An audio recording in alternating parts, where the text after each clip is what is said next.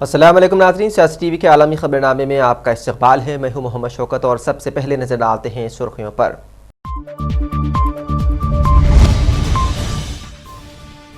دنیا بھر میں غیر یقینی معیشت اور افراتفری میں اضافہ، ایمیزون نے 18,000 ملازمین کو فارغ کر دینے کا کیا اعلان۔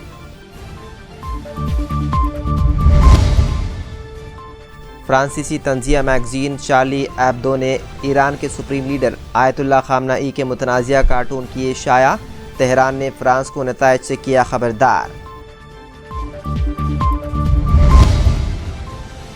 مسجد اقصی کے حالیہ تنازعہ، اقوام متحدہ کی سلامتی کونسل کا آج ہنگامی اجلاس، تمام گوشوں سے اسرائیلی وزیر کی داخلے کی مذمت۔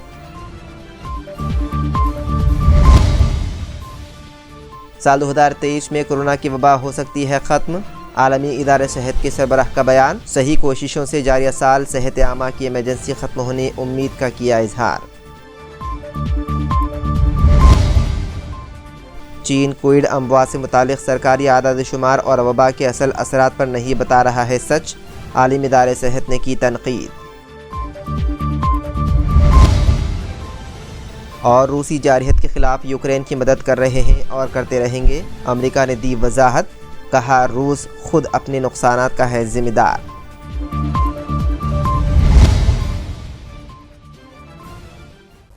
تو ناظرین، خبروں کی شروعات کرتے ہیں آج کی سب سے اہم خبر سے۔ دنیا کے سب سے بڑے on line retailer company Amazon نے اپنے 18,000 ملازمین کو فارغ کر دینے کا اعلان کیا ہے۔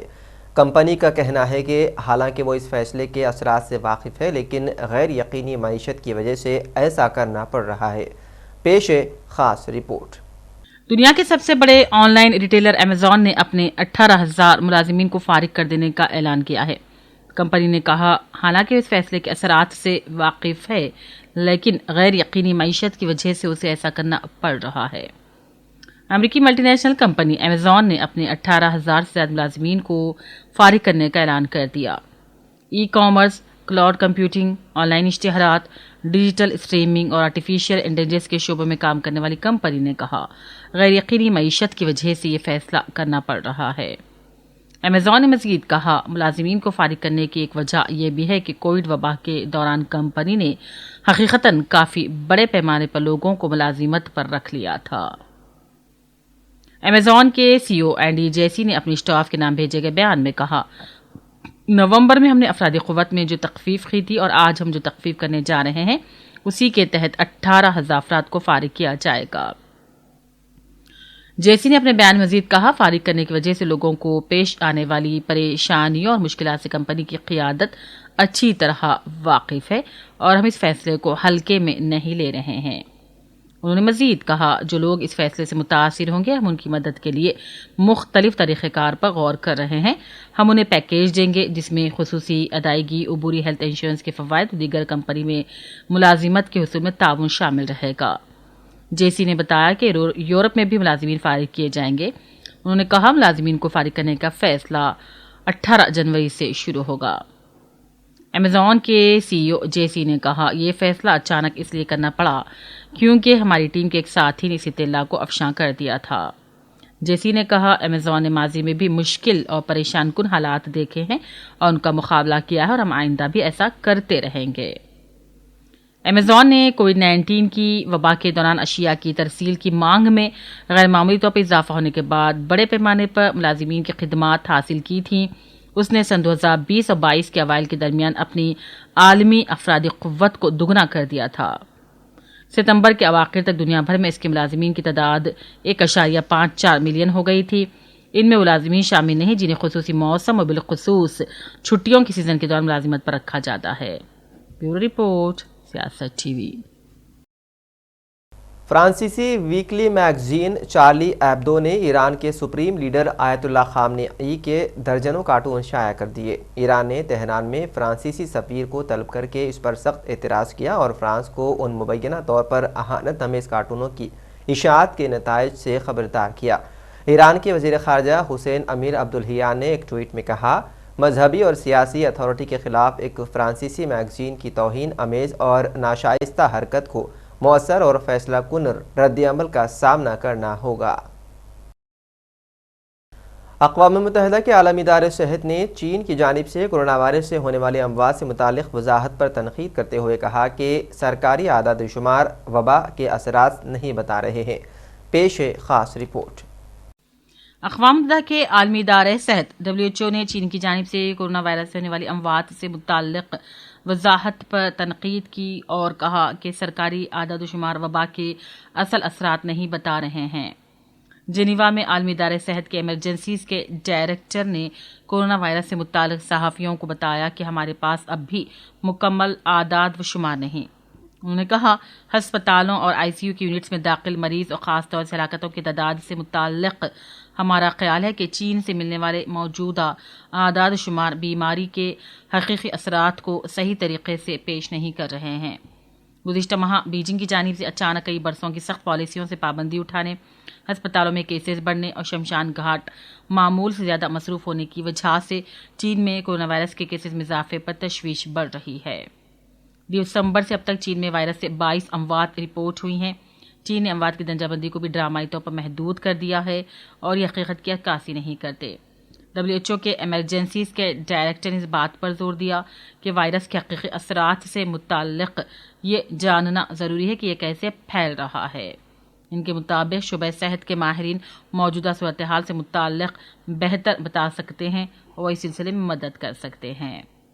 WHO کے سربراہ ٹیڈروس ایڈہانوم نے کہا حالیہ ہفتوں میں WHO کے ماہرین نے چینی ماہرین سے اعلیٰ سطح پر بات چیت کی۔ انہوں نے کہا ہم چین سے اسپتال میں داخل مریضوں اور اموات کے بارے میں اعداد و شمار اور وائرس سے متعلق معلومات کے بارے میں مسلسل پوچھ رہے ہیں۔ ان کے مطابق WHO چند ممالک کی جانب سے ظاہر ہونے والی تشویش کو سمجھ سکتا ہے جنہوں نے چین سے آنے والے مسافرین پر پابندیاں لگائی ہیں۔ واضح ہے کہ حکومت چین نے اپنے ملک سے سفر کرنے والے مسافرین پر عائد کورونا پابندیوں کو ناقابل قبول قرار دیا ہے۔ بیجنگ میں کورونا کا اومیکرون ویریئنٹ تیزی سے پھیل رہا ہے۔ حکام نے کہا دارالحکومت بیجنگ سمیت دیگر شہروں میں بھی کورونا کی لہر عروج پر ہے۔ بیورو رپورٹ، سیاست TV۔ ورلڈ ہیلتھ آرگنائزیشن یعنی WHO کے ڈائریکٹر جنرل ٹیڈروس نے امید ظاہر کی ہے کہ کووڈ-19 کی وبا 2023 میں ختم ہو جائے گی۔ ٹیڈروس نے کہا کہ مجھے یقین ہے اور امید ہے کہ صحیح کوششوں سے اس سال یہ صحت عامہ کی ایمرجنسی باضابطہ طور پر ختم ہو جائے گی۔ انہوں نے کہا ہے کہ طبی نگہداشت، ویکسین اور علاج میں بہتری کی وجہ سے دنیا اب چند سال پہلے کی نسبت بہت بہتر پوزیشن میں ہے۔ انہوں نے کہا ہے کہ ٹیسٹنگ، علاج اور ویکسینیشن تک رسائی میں اب بھی بڑے تفاوت موجود ہیں اور بالآخر کورونا انسانی صحت، معیشت اور بڑے پیمانے پر معاشرے کے لیے ایک خطرناک وائرس بنا ہوا ہے۔ واضح ہے کہ کورونا وائرس کا پہلا کیس دسمبر سال 2019 میں چین کے شہر ووہان میں سامنے آیا تھا۔ امریکی قومی سلامتی کونسل کے ترجمان کا کہنا ہے کہ روسی جارحیت کے خلاف یوکرین کی مدد کر رہے ہیں اور کرتے رہیں گے۔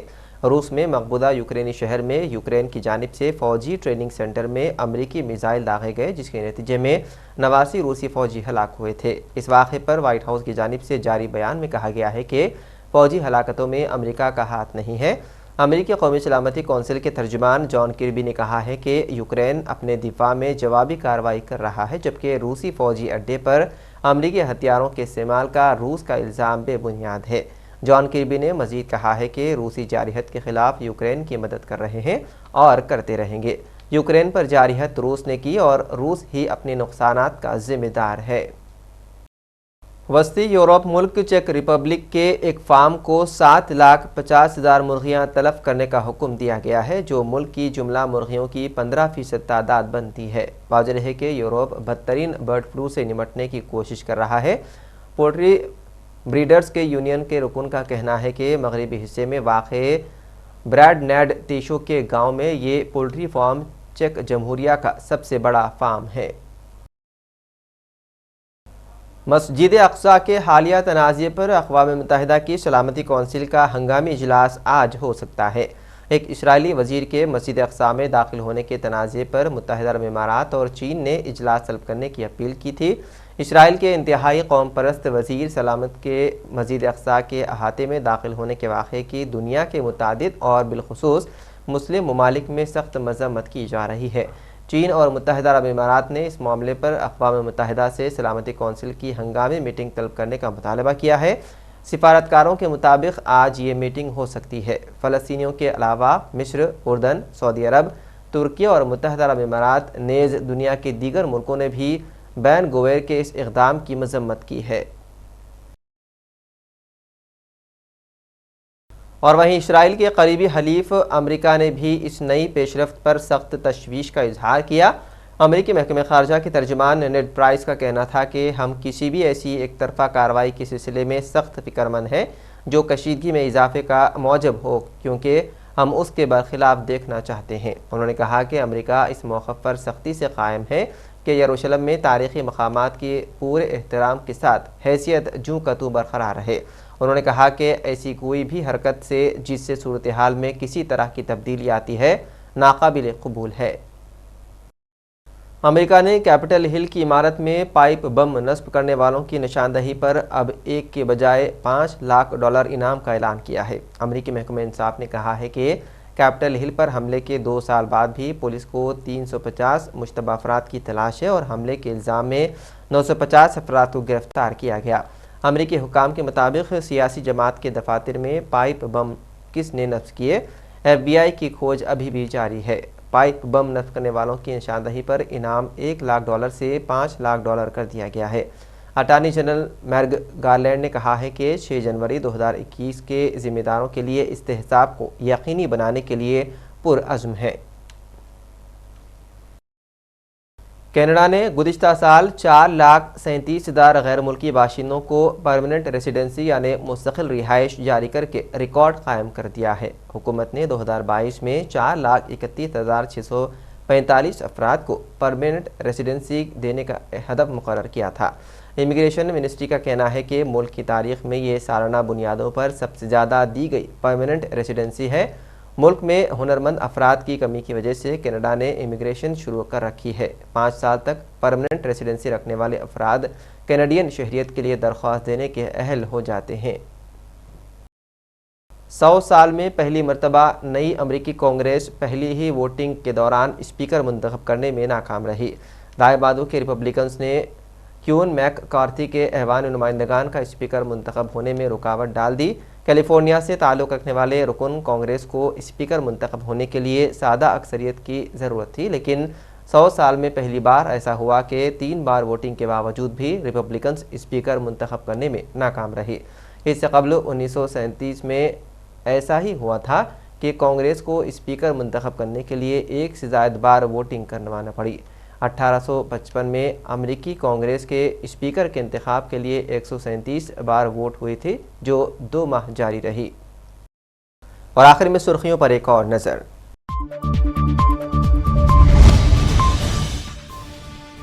دنیا بھر میں غیر یقینی معیشت اور افراتفری میں اضافہ، ایمیزون نے 18,000 ملازمین کو فارغ کر دینے کا کیا اعلان۔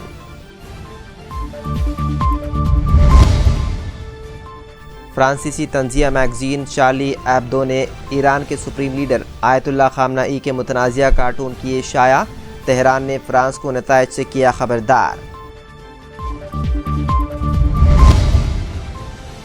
مسجد اقصی کے حالیہ تنازعہ، اقوام متحدہ کی سلامتی کونسل کا آج ہنگامی اجلاس، تمام گوشوں سے اسرائیلی وزیر کی داخلے کی مذمت۔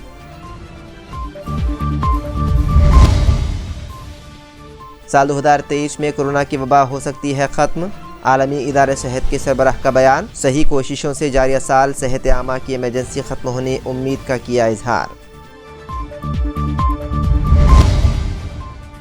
چین کووڈ اموات سے متعلق سرکاری اعداد و شمار اور وبا کے اصل اثرات پر نہیں بتا رہا ہے سچ، عالمی ادارہ صحت نے کی تنقید۔ اور روسی جارحیت کے خلاف یوکرین کی مدد کر رہے ہیں اور کرتے رہیں گے، امریکہ نے دی وضاحت، کہا روس خود اپنے نقصانات کا ہے ذمہ دار۔